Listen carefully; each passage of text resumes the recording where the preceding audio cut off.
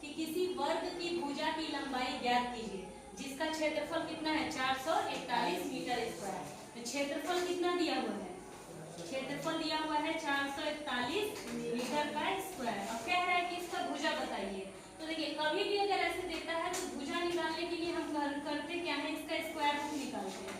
इसका 441 का क्या निकाल लीजिए, स्क्वायर रूट। अब ये स्क्वायर रूट आप कैसे निकालेंगे, या तो भाग विधि से निकालिए या गुणनखंड विधि से, आपको जैसे सुइटेबल लगे।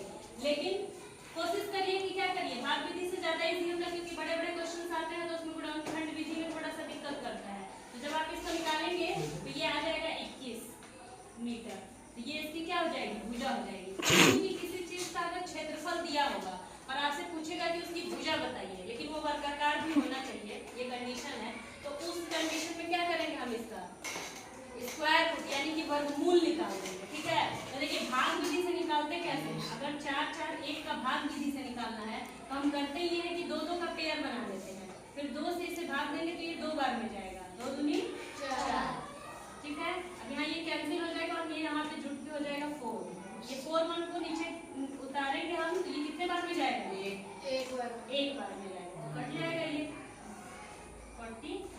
कट गया तो इसका वर्गमूल कितना हो गया 21 जो मैंने यहाँ लिखा। दूसरा क्वेश्चन देखिए, इसी में है एक विद्यालय में 500 विद्यार्थी हैं।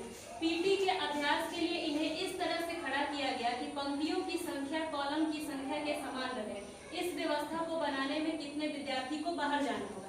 जैसे हम लोग प्रेयर करते हैं तो उसमें कॉलम और रो होता है, जो ये लाइन से ऐसे खड़े होते हैं वो कॉलम होता है। ठीक है, और जो ये ऐसे एक एक करके आगे से गिनेंगे तो वो रो होता है। तो कह रहा है कि टोटल 500 विद्यार्थी हैं और उसमें से क्या करना है, उसको इस तरह से समान खड़ा करना है कि उसमें कितने विद्यार्थियों को 500 में से बाहर जाना पड़ेगा।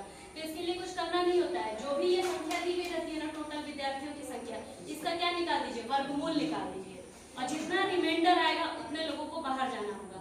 अगर उसमें समान पंक्ति और समान क्या बोलते हैं कॉलम और रो दोनों समान होंगे तो उसमें जितने अधिक होंगे व्यक्ति वो रिमाइंडर में बाहर हो जाएंगे। ठीक है, तो क्या करेंगे हम 500 का वर्गमूल निकाल देंगे, तो 500 का क्या निकालेंगे, वर्गमूल।